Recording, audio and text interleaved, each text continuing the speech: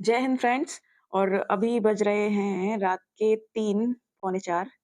अभी-अभी मुझे ये नोटिफ़िकेशन मिला हुआ है कहीं से, तो सोचा कि हम अपने परिवार को जानकारी देते हैं पहले।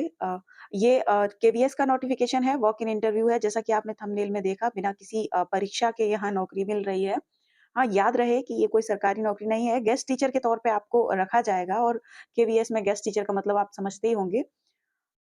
तो यहाँ पे हम देख लेते हैं, नोटिफ़िकेशन पे सीधा चलते हैं टाइम वेस्ट ना करते हुए। पीजीटी की सॉरी पीजीटी नहीं निकली है, टीजीटी के लिए है, पीआरटी के लिए है, उन्होंने सब्जेक्ट्स दिए हुए हैं और किस पोस्ट के लिए क्या सब्जेक्ट चाहिए, उसमें क्या-क्या शर्तें इंक्लूड रहेंगी, वो सब दिया है।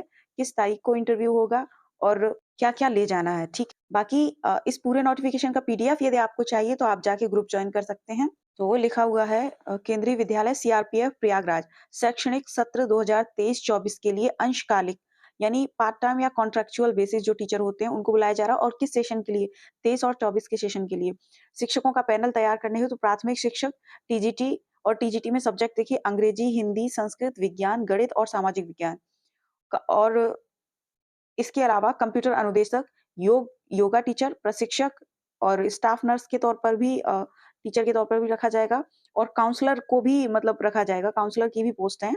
खेल-कूद अनुदेशक एवं संगीत अनुदेशक विषयों में योग्य अभ्यर्थियों को दिनांक 3 और 4 मार्च 2023 को प्रातः 8 बजे से स्क्रीनिंग परीक्षा या साक्षात्कार का आयोजन किया जा रहा है। अब ये देखिए स्क्रीनिंग परीक्षा क्यों लिखा है, ऑब्लिक लगा के साक्षात्कार क्यों लिखा है? इसका सीधा मतलब ये है कि वॉक इन इंटरव्यू है स्पेशली विज्ञप्ति में यही लिखा हुआ है वॉक इन इंटरव्यू। अभ्यर्थी इंटरव्यू के लिए जाएँगे, उनको उनसे रूबरू होंगे जो पैनल वहाँ बैठा रहेगा।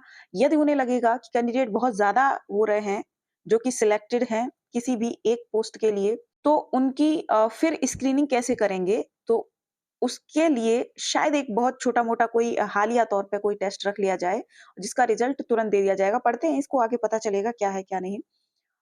बताया है इसका विस्तृत विवरण जो है विद्यालय की वेबसाइट पर अवलोकन करें। ठीक है, आपको वेबसाइट पे जाने की आवश्यकता नहीं है, आप ग्रुप में भी जा सकते हैं, वहाँ आपको पूरा वो मिल जाएगा। इच्छुक एवं योग्य अभ्यर्थी विद्यालय की ठीक है, वही बात लिखी हुई है, अपना बायोडाटा परफॉर्मा डाउनलोड करके देखिए वेबसाइट पर 1 दिन पहले 2 तारीख को वेबसाइट पर एक बायोडाटा परफॉर्मा दिया रहेगा। पहले आपको उस पर रजिस्ट्रेशन करवाना अनिवार्य रहेगा। वहाँ पे आप अपना बायोडाटा फिल करेंगे, उसके बाद वो सिलेक्ट करेंगे, तब आपको एक हो सकेगा तो एक कॉलिंग लेटर या फिर एडमिट कार्ड जो भी वो भेजेंगे, वही कैंडिडेट को वहाँ जाना है, ठीक है? उसमें देखिए पोस्ट के नाम क्या-क्या हैं? अनुदेशक, कंप्यूटर अनुदेशक है, टीजी हिंदी, अंग्रेजी, गणित, विज्ञान, सामाजिक विज्ञान, इनका टीजीटी वालों का और कंप्यूटर अनुदेशक का होगा 3 मार्च को प्रातः 8 बजे से और जो पीआरटी में है और जो प्लस म्यूजिक टीचर जो है, योगा टीचर जो है और स्पोर्ट टीचर जो है, स्टाफ नर्स, काउंसलर इनका होगा 4 तारीख को, ठीक है? 8 बजे से। शर्त क्या रखी हुई है? केंद्रीय विद्यालय सीआरपीएफ प्रयागराज विज्ञापन में संशोधन करने एवं किसी भी स्तर पर बिना कारण बताए निरस्त करने का अधिकार सुरक्षित रखता है, ठीक है? उसपे आप क्लेम नहीं कर सकते। नेक्स्ट है साक्षात्कार में भाग लेने हेतु कोई यात्रा भत्ता देय नहीं होगा। संविदा नियुक्ति हेतु केंद्रीय विद्यालय संगठन के निर्देशानुसार नियम और शर्तें सब लागू रहेंगी।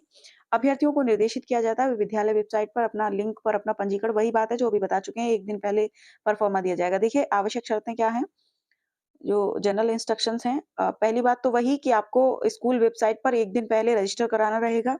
सेकंड थिंग ये है कि chance are there for conducting screening test in case the number of candidate go beyond limit for a particular post. देखिए वही बात है जो अभी-अभी मैंने बताई थी कि अगर किसी एक पर्टिकुलर पोस्ट के लिए बहुत ज़्यादा कैंडिडेट पहुँच रहा है या अनलिमिटेड कैंडिडेट पहुँच रहा है, तो स्क्रीनिंग करने के लिए वो एक छोटा-मोटा टेस्ट रख सकते हैं। उस टेस्ट में क्या-क्या टॉपिक इंक्लूड होंगे वो इन्होंने साफ-साफ मेंशन किया हुआ है।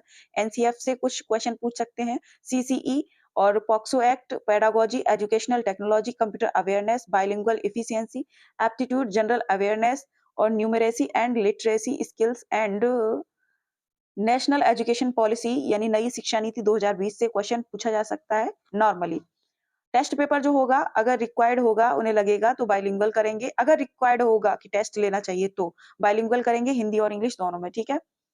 उसके बाद है after test if any the विद्यालय विल डिस्प्ले द लिस्ट। देखिए टेस्ट होगा तुरंत ही लिस्ट डिस्प्ले कर दी जाएगी कि कौन से कैंडिडेट इसमें क्वालीफाई करें, कौन से नहीं क्वालीफाई करेंगे, ठीक है? तो नेक्स्ट है Candidate must bring the original mark sheet, certificates and self-attested copy of all documents and a latest passport size photograph. ठीक है, अपना पासपोर्ट साइज फोटोग्राफ ले जाइएगा, प्लस आपका जो ओरिजिनल डॉक्स हैं वो सारे ले जाइएगा, और आपके जो जीरोक्स ले जा रहे हैं ओरिजिनल डॉक्स की, उनको आप सेल्फ अटेस्टेड जरूर कीजिएगा। ठीक है, उसके बाद क्या कहा है, Selected candidate must submit police verification certificate and PAN card at the time of joining in the विद्यालय।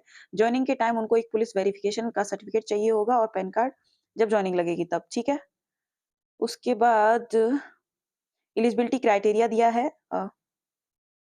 ये किसके लिए है? एलिजिबिलिटी क्राइटेरिया है post of computer instructor, game coach, yoga teacher, counsellor, work experience teacher and nurse.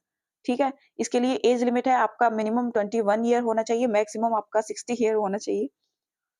Name of the post computer instructor के लिए आपके पास होना चाहिए, या तो आपने बीई करा हो, बीटेक कंप्यूटर साइंस में, BCA, MCA, MSc computer science में, या फिर MSc electronics with computer science components में, या फिर एमएससी आईटी में किया हो, बीएससी कंप्यूटर साइंस से किया हो, या फिर बैचलर डिग्री या master degree in any subject, in any science subject, sorry, mathematics from recognised university with post graduation diploma in computer application. यानी आपने, जैसे आपके पास ऊपर फर्स्ट जो सीरीज में दी हुई है उनमें से कोई डिग्री नहीं है, तो आपके पास बैचलर डिग्री या मास्टर डिग्री हो किसी भी साइंस स्ट्रीम के सब्जेक्ट में रिकॉग्नाइज यूनिवर्सिटी से, लेकिन साथ में आपके पास कंप्यूटर का एक डिप्लोमा भी होना चाहिए जो कि पोस्ट ग्रेजुएशन लेवल का हो। लाइक आपके पास जैसे डीसी होता है तो पीजीडीसीए होना चाहिए, उसमें डीसीए नहीं। ठीक है, या फिर पोस्ट ग्रेजुएट डिग्री आपके पास हो पीजीडीसीए में, या ओ लेवल आपके पास हो डोएक द्वारा, और इसके अलावा पीजी डिग्री हो इन any subject with minimum A level from डोएक। ठीक है, कम से कम ए लेवल तो होना ही चाहिए डोएक द्वारा। अब बात आती है स्पोर्ट इंस्ट्रक्टर की, तो स्पोर्ट वालों के पास बीपीएड, एमपीएड सबको पता है ये होना चाहिए। योगा टीचर ग्रेजुएशन और equivalent degree from any government recognised university institute with 1 year diploma training in yoga. ठीक है, नेक्स्ट है काउंसलर की, तो काउंसलर के लिए इसेंशियल बोला है। ठीक है, इसेंशियल क्या है? वो है आपके पास ग्रेजुएशन होना चाहिए, ग्रेजुएशन सेंस आपके पास बीए होना चाहिए या बीएससी होना चाहिए। ठीक है, ये साइकोलॉजी में हो तो बहुत बेहतर है, with certificate of diploma in counselling. आपके पास डिप्लोमा इन काउंसलिंग का एक सर्टिफिकेट होना चाहिए। ठीक है, केवीएस ऐसे ही किसी को उठा के भर्ती नहीं कर लेता है, चाहे गेस्ट टीचर के ही तौर पर बात क्यों ना हो। अब ये इसेंशियल था। डिजायरेबल क्या है? Minimum of 1 year experience in providing career education counselling to student at schools, और working knowledge and experience in placement bureaus. Next है registration with rehabilitation council of India as vocational counsellor. ठीक है, इनमें से यदि कोई भी होता है, डिजायरेबल का मतलब ये है, तो उसको वरीयता दी जाएगी, उसको प्रथम वरीयता। ठीक है, फर्स्ट प्रेफरेंस। नेक्स्ट है नर्स के तौर पे आपके पास होना चाहिए डिप्लोमा और डिग्री होना चाहिए in general nursing for any recognised university institute, या फिर आपके पास बीएससी नर्सिंग होना चाहिए विद वैलिड रजिस्ट्रेशन। ठीक है, म्यूजिक इंस्ट्रक्टर को क्या चाहिए? इसेंशियल है इसमें, क्या लिखा हुआ है, सीनियर सेकेंडरी स्कूल सर्टिफिकेट होना चाहिए आपके पास विद 50% मार्क्स, और इंटरमीडिएट विद 50% मार्क्स और इट्स इक्विवेलेंट। ठीक है, या फिर इसके समकक्ष। और देखिए यहाँ पे अथवा वाला नहीं है, इसके अलावा बैचलर डिग्री होनी चाहिए आपके पास म्यूजिक में। ठीक है, रिकॉग्नाइज यूनिवर्सिटी से। इसके बाद उन्होंने 2 नोट्स भी लगाए हैं। क्या लिखा है? Working knowledge of computer application in compulsory for all post. इसके अलावा उन्होंने एक क्राइटेरिया और लगा दिया है, वो ये है कि ये जितने भी पोस्ट ऊपर दिए गए हैं, 6 ऊपर जो 6 पोस्ट दिए गए हैं, इनमें प्रत्येक पोस्ट के लिए आपके पास कंप्यूटर एप्लीकेशन का नॉलेज, वर्किंग नॉलेज होना ही चाहिए, कंपलसरी है। ठीक है, अनिवार्य है। और ये मेरे ख्याल से स्क्रीनिंग के लिए, क्योंकि हर किसी के पास इतने सारे सब्जेक्ट कॉम्बिनेशंस या क्राइटेरिया कॉम्बिनेशंस नहीं मिल पाते एकदम से। Teaching in Hindi and English medium is compulsory for all post. ठीक है, टीचिंग आपको हिंदी और इंग्लिश दोनों में करनी होगी, और ये कंपलसरी है सभी पोस्ट के लिए।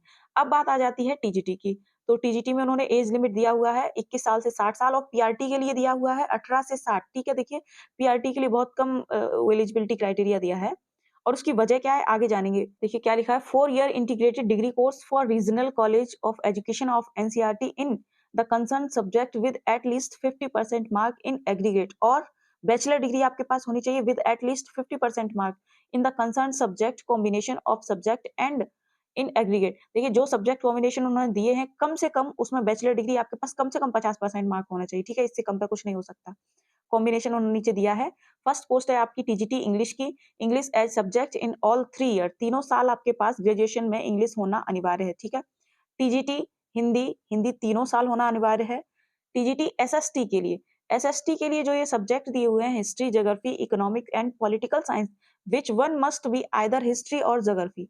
इनके साथ हिस्ट्री या ज्योग्राफी में से कोई एक होना चाहिए। एसएसटी का उन्होंने क्राइटेरिया अलग से दिया हुआ है, देखते हैं अभी आगे समझते हैं उसको। टीजीटी साइंस में क्या है, बॉटनी, जूलॉजी, केमिस्ट्री होनी चाहिए। संस्कृत में संस्कृत एज सब्जेक्ट 3, तो ऑल 3 इयर्स, ठीक है। आपके पास तीनों साल में संस्कृत होना चाहिए। मैथ्स का क्या है, bachelor degree in maths with any 2 of the following subject, physics, chemistry, electronics, computer science, statics, ठीक है। इनमें से किसी 2 सब्जेक्ट के कॉम्बिनेशन के साथ आपके पास मैथ्स होना चाहिए तीनों साल, ठीक है। क्या लिखा है, बीएड और equivalent degree from a recognised university, BEd इसके लिए कंपलसरी है टीजीटी के लिए, ठीक है, फॉर टीजीटी। और इसके लिए पास होना चाहिए आपके पास सीटेट पेपर 2, ठीक है, जूनियर वाला पेपर 2, 6 to 8 वाला, ठीक है। और आगे वही बात लिखी है कि आपको हिंदी इंग्लिश दोनों मीडियम में पढ़ाना होगा, और यहाँ पे जो कंप्यूटर नॉलेज है वो डिजायरेबल है, ठीक है। अगर आपको आती है तो आपको वरीयता दी जाएगी। टीजीटी के लिए स्पेशल जो बात बताई है वो ये है, candidate should possess the professional qualification of BEd as one of the last date of submission, application से पहले का आपके पास बीएड होना चाहिए, कंप्लीट होना चाहिए। ऐसा नहीं है कि आप अपीयर हैं ईटीसी ईटीसी।